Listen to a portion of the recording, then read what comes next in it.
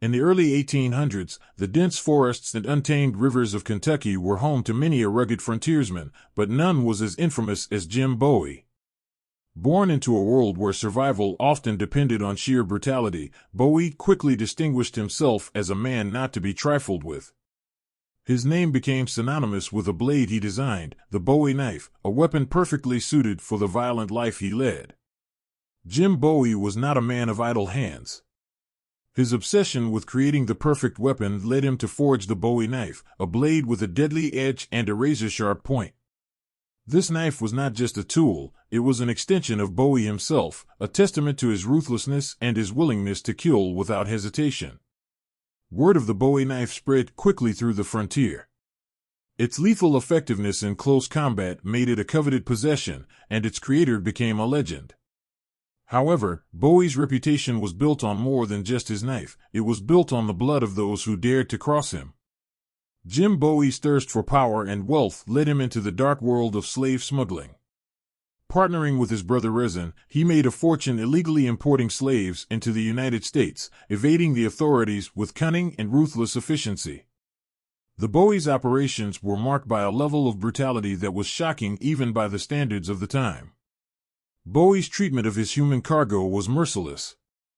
Those who showed any sign of resistance were met with the cold steel of his knife, their lives ended in a flash of violence.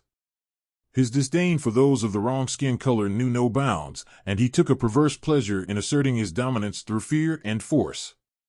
Life on the frontier was harsh, and Jim Bowie thrived in its unforgiving landscape. He saw the wilderness as his domain, a place where he could exert his will without consequence. His reputation as a cold-blooded killer grew with each passing year, fueled by tales of his exploits and the terror he inspired. Bowie's brutality was not limited to his dealings with slaves. Anyone who crossed him, be it over land disputes, business deals, or personal slights, met a gruesome end. His preferred method of dealing with enemies was disembowelment, a horrific act that left a lasting impression on those who heard the tales. His victims' bodies served as grisly warnings to others, ensuring that few dared to challenge him. As tensions between the Texian settlers and the Mexican government escalated, Jim Bowie found himself drawn into the conflict. The promise of land and wealth in the newly independent Texas was too tempting to resist, and Bowie saw an opportunity to further his own interests. He joined the Texian cause, bringing with him his formidable skills and ruthless reputation. In 1836, Bowie found himself at the Alamo, a former mission-turned-fortress, where he would make his final stand. The siege of the Alamo was a desperate and bloody affair, with the outnumbered Texian defenders facing overwhelming odds. Bowie, already gravely ill, refused to abandon his post. He saw the battle as a chance to defend his way of life, a life built on violence and oppression. As the Mexican army, led by General Santa Anna, closed in on the Alamo, the defenders prepared for their last stand. Bowie, too weak to stand, was confined to a cot, but his spirit remained unbroken.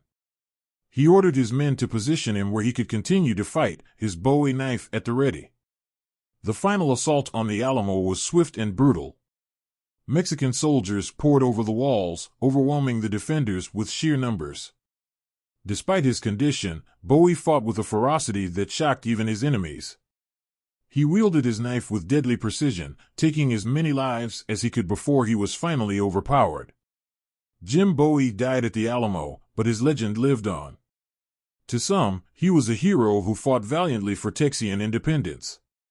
To others, he was a symbol of the darker side of the American frontier, a man whose life was marked by violence, greed, and racism. The Bowie knife became an enduring symbol of his legacy, a reminder of the brutal methods he employed to achieve his goals. Stories of his ruthless exploits continued to circulate, painting a picture of a man who reveled in bloodshed and saw human life as expendable. In the years following the Battle of the Alamo, Texas won its independence and eventually became part of the United States. The frontier continued to expand, and with it, the myth of Jim Bowie grew. His name became synonymous with the untamed spirit of the American West, a place where lawlessness and brutality often reigned supreme. Historians and storytellers alike grappled with Bowie's legacy. Some sought to portray him as a tragic hero, a man driven by circumstance to a life of violence. Others saw him for what he was, a ruthless killer whose actions left a trail of blood and suffering in their wake.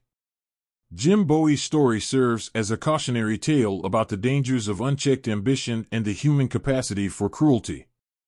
It is a reminder that the frontier was not just a place of opportunity and adventure, but also a place where the darker aspects of human nature could flourish. In the end, Jim Bowie was a product of his time, a time when the lines between right and wrong were often blurred, and survival often meant resorting to the most brutal of measures. His life and legacy continue to be a subject of fascination and debate, a testament to the complex and often contradictory nature of the American frontier. The Bowie knife, like its creator, remains an enduring symbol of the frontier. It is a tool of survival, a weapon of deadly precision, and a reminder of a time when men like Jim Bowie walked the earth.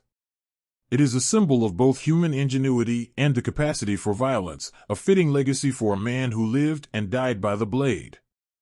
As long as tales of the American frontier are told, the story of Jim Bowie will endure, a story of ambition, brutality, and the relentless pursuit of power. It is a story that reminds us of the darker side of human nature and the price that is often paid for the pursuit of one's desires.